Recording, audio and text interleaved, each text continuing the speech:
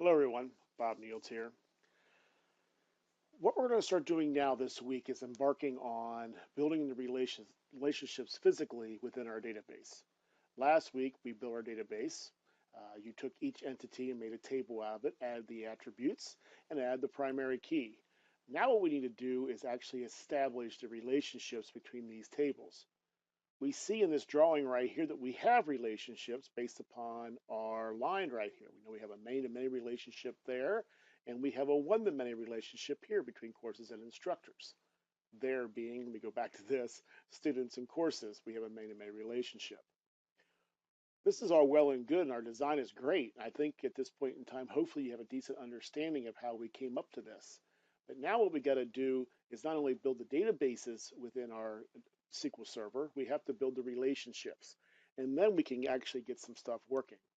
So we got quite a bit to cover this week.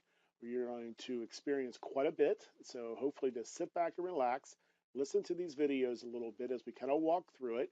And then over the course of the next week, go out and kind of practice them. All right. I don't not necessarily think there's a lot of work to do, but there's just a lot of understanding on what we're trying to do that needs to take place. The first thing we're going to do is talk about some concepts and some terminology, if you will, when it comes to databases and how we're going to talk about some of these entities, tables, if you will.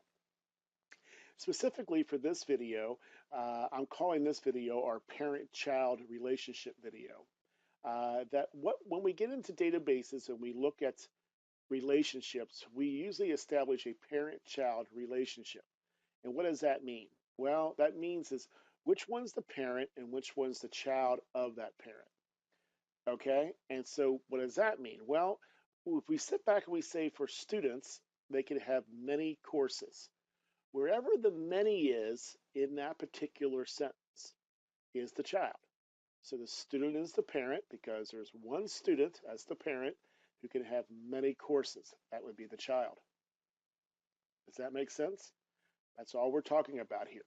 If we sit back and we look at instructors to courses, for every instructor, there's many courses. So in that said, the parent would be the instructor and the courses would be the child.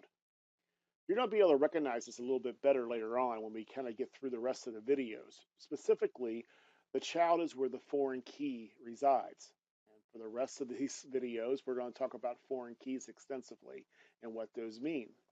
All right, so let's do one more. We have, for every student, there can be many courses. So thus, the parent here is student, and the courses is the child. But we also know that for every course, there could be many students.